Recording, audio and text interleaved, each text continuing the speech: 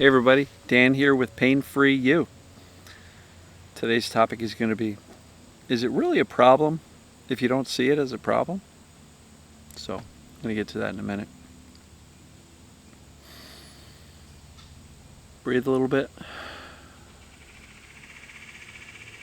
Got some cool sounding birds in the background. Relax your body so that your breathing takes on a fuller, slower, natural pace. So, is it a problem if you don't see it as a problem? And it can be anything, right? It could be traffic. Could be a flat tire. Could be somebody said something a little bit mean, hurt your feelings. Could be your symptoms and your pains. Could be your anxiety or your depression or your sadness. Could be any number of things that we view and deem unpleasant. Fear, overwhelm, stress. Is it really a problem if you don't see it as a problem? My gut feel on this is no, it's not. So our symptoms, let's stay in the lane that I usually talk about. Our symptoms, our TMS, or perceived danger, pain, or other perceived danger symptoms. Are they really a problem if we don't see them as a problem? If we go, well, it's just the response by the brain perceiving danger, and there's nothing really truly wrong with me. Look, systems can get out of balance. Digestive, immune. But the more we perceive things to be a problem, does that make the problem smaller and easier to eliminate? Or does it make the problem bigger, right? Because if we perceive these symptoms as a big problem that we need to solve and fix, we're going to be dedicating a lot of time, attention, emotional energy, mental energy towards trying to figure this stuff out and eliminating them. So again, the bigger of a problem we perceive something to be, the more likely it is to grow and magnify. I think that's particularly important regarding anxiety. If you say, well, I'm feeling anxious today, but all right, it'll pass. Versus, oh no, I'm feeling anxious today and I got to figure out how to get rid of this. How do I get rid of this? I better go look online and see if there's a book on anxiety. Which one of those two would give you the better opportunity to have a better day where the anxiety kind of fades away quicker? Now, I'm not saying all anxiety is at the same level where you can kind of easily dismiss it. Some people have used the term crippling anxiety. So if that's you, I don't mean to dismiss the severity of the anxiety that you're dealing with, but I do believe the concept still applies. If you perceive your anxiety as a huge problem, it's a bigger problem than if you perceive it as, this is my current state of being. It's not a big deal. Same thing with your TMS or perceived danger, pain, or symptoms. You know, if I viewed my back pain as a big problem, it was. And guess what? I did that for like 13 years. It was a big problem. It impacted a lot of areas of my life. And I focused on it. I feared it. I was pissed off about it. I was angry. I was frustrated. And I couldn't believe that it was taking me that long to get rid of it because I knew about Dr. Sarno. So I did all the things that probably were not beneficial to getting rid of the symptom and the pain.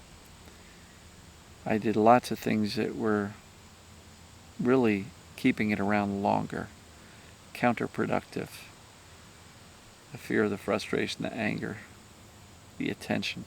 I stared at it. I tried to fix it all the time. Treated my body physically. Ice, heat pads, stretches, chiropractic for a while, physical therapy as well. And the more I treated the body, the more the brain said, there must be a body problem. So generally, physical treatments, not recommended. That's not Dan saying it. That goes all the way back to Dr. Sarno. Stop all physical treatments. Why? Because it confirms the brain's perception that something's wrong with the body. So, is it a problem if you don't perceive it as a problem? I would say generally no. So what can you do to reframe your problems as inconveniences? Not great, don't love them, but not as big of a problem as you may have initially made things out to be. You know, how many times have you had a disagreement with somebody, and the more of a problem you saw that as, the more you held on to the anger, and the more you ruminated on it, it got bigger and bigger and bigger, as opposed to making a decision to go, you know what, I'm not repressing, that hurt, or I'm pissed off, but I'm choosing not to make it a bigger problem than it really was. Does that make sense? We can choose to see our quote-unquote problems as huge, enormous, insurmountable, devastating, or we can view them as less of an issue, whatever that means to you. The less significance we place on our problems, the easier they are to resolve. Or in some cases, if you can just decide this is not a problem that needs to be solved, sometimes things go away on their own. How does that relate to TMS and perceived danger pain? Well, by not perceiving something to be a massive problem, what does that do to your fear level? It's going to come down. And when the fear and the perceived danger comes down, what happens to symptoms? They can go away too. So just try to think about the problems you have. Maybe even do this. Write out a list. My problems. Then ask yourself, how big of a problem is this truly? And if you see things on that list that are truly a really big problem, see whether or not you can reframe it and make a decision to view it in a different way that frees you up a little bit from this problem owning you to something that you kind of have to deal with. And look, perceived danger pain fades away when you have successfully recovered from fear. So if you view something as a huge problem, does that create more fear or less fear?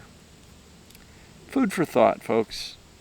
I know this doesn't apply equally to every single situation, every problem that we have, but it's certainly worth considering. Am I making things into bigger problems than they are or that they need to be? Worth considering.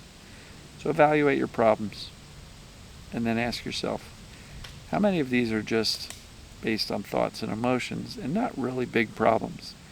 And is there something I need to do to fix it?